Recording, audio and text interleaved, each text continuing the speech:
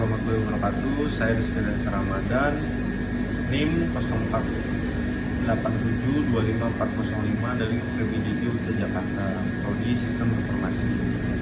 Di sini saya akan melaksanakan tugas 1 praktek algoritma dan pemrograman. Mari kita lihat soalnya. Yang pertama, membuat rangkuman yang bahan materinya dari internet tentang algoritma dan dunia pemrograman komputer dengan spasi 1,5 dibuat dalam Word dengan data pustaka minimal 5. Kemudian sejarah Java dan perkembangannya sampai saat ini.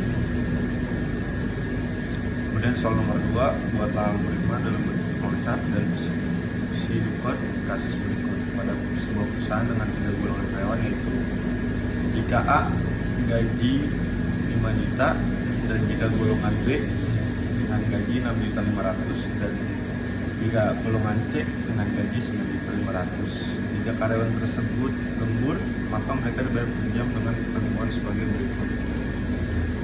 Jika karyawan lembur 1 jam, maka gaji lemburnya 30% dari gaji pokok.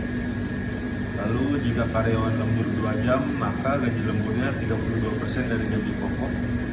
Kemudian jika karyawan lembur 3 jam, maka gaji lemburnya 34% dari gaji pokok.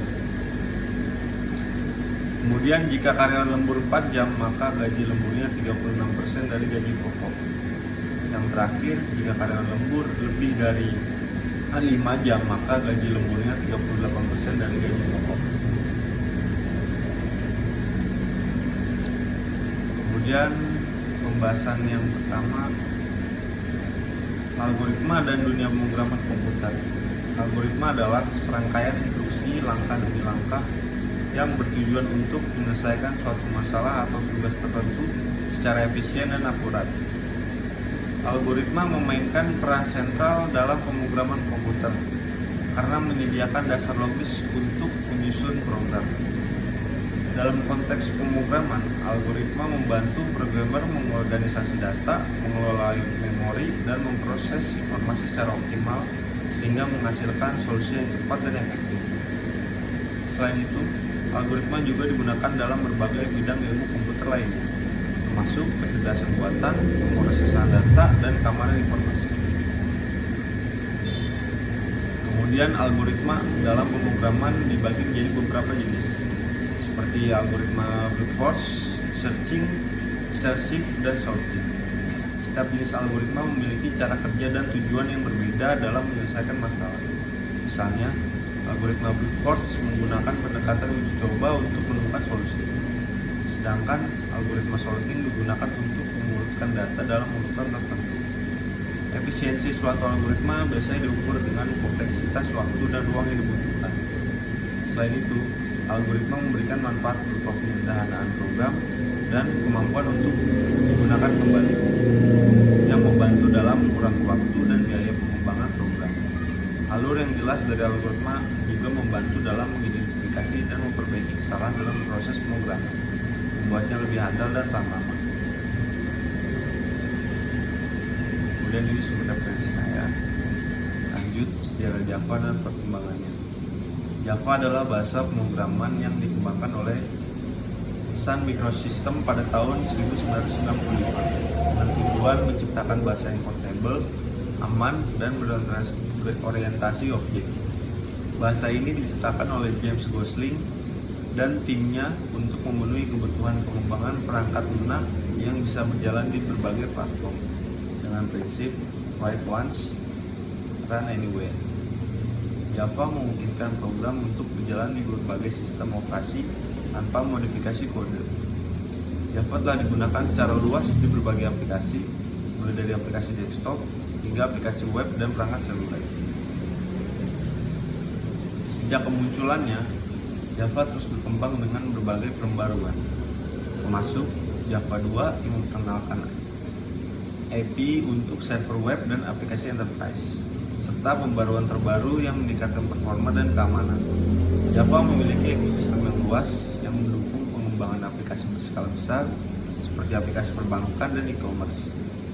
Beberapa perangkat lunak terkenal yang dibangun menggunakan Java antara lain Apache Tomcat, sebuah aplikasi server, dan Android Studio.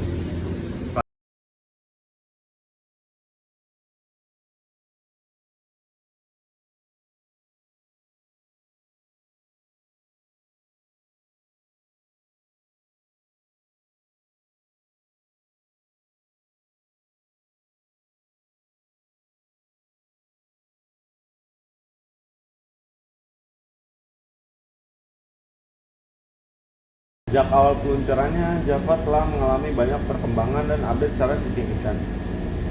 Berikut versi Java sampai dengan saat ini. Yang pertama, Java 1.1 pada tahun 1997 menambahkan fitur seperti inner classes dan Java Beans. Kemudian Java 2 tahun 1998 memperkenalkan swing dan collection framework.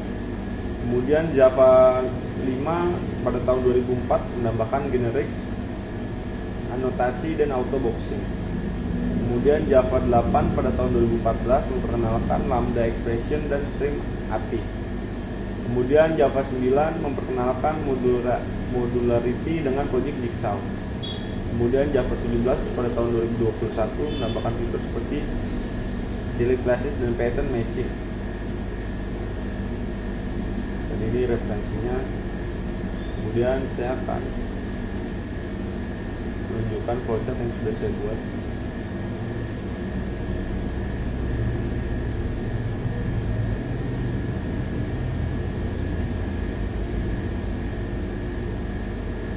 Pertama-tama diawali dengan start,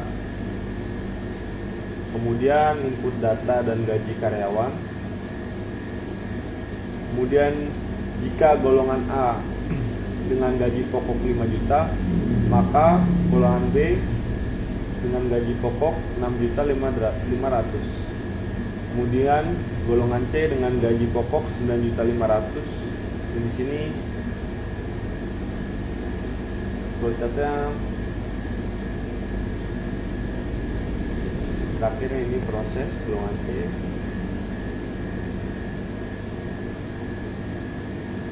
Kemudian jika lembur 1 jam, maka gaji lembur 30% daripada gaji pokok. Dan jika lembur 2 jam, maka gaji lembur 32% dari gaji pokok. Kemudian jika lembur 3 jam, maka 34% dari gaji pokok. Dan jika lembur 4 jam, gaji lembur 36% dari gaji pokok. Kemudian jika ada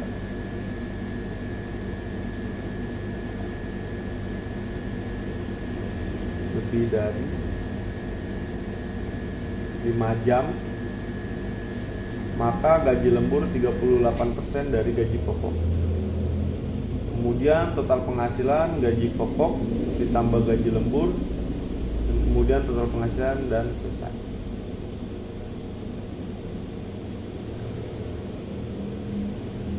Kemudian si code yang pertama start, kemudian input golongan dan jam lembur, kemudian masukkan golongan A, B, dan C, kemudian input golongan masukkan jam lembur, kemudian input jam lembur, kemudian tentukan gaji pokok berdasarkan golongan. Jika golongan A gaji pokok 5 juta, maka jika golongan B gaji pokok 6.500.000, dan maka jika golongan C dengan gaji pokok 9.500.000. Dan apabila tidak, maka golongan tidak valid. Kemudian hitung gaji lembur. Jika jam lembur 1 jam, maka gaji lembur di sini diganti ya menjadi desimal 0,30, sama aja seperti 30%. Jika lembur adalah 1 jam, maka gaji lembur 0,30 dikali dari gaji pokok. Maka jika jam lembur adalah 2 jam, maka gaji lembur 0,32 dikali gaji pokok. Maka jika jam lembur adalah 3 jam, gaji lembur 0,34 dari gaji pokok. Maka jika jam lembur adalah 4 jam, gaji lembur adalah 0,36 dikali gaji pokok. Maka jika jam lembur tipu.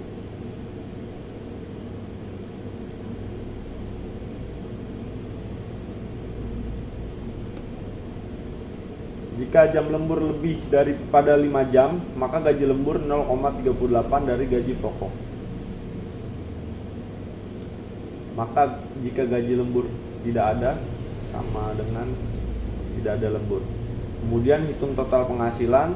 Total penghasilannya gaji pokok tambah gaji lembur, kemudian output total penghasilan. Selesai. Ya, kurang lebihnya mohon maaf. Wassalamualaikum warahmatullahi wabarakatuh.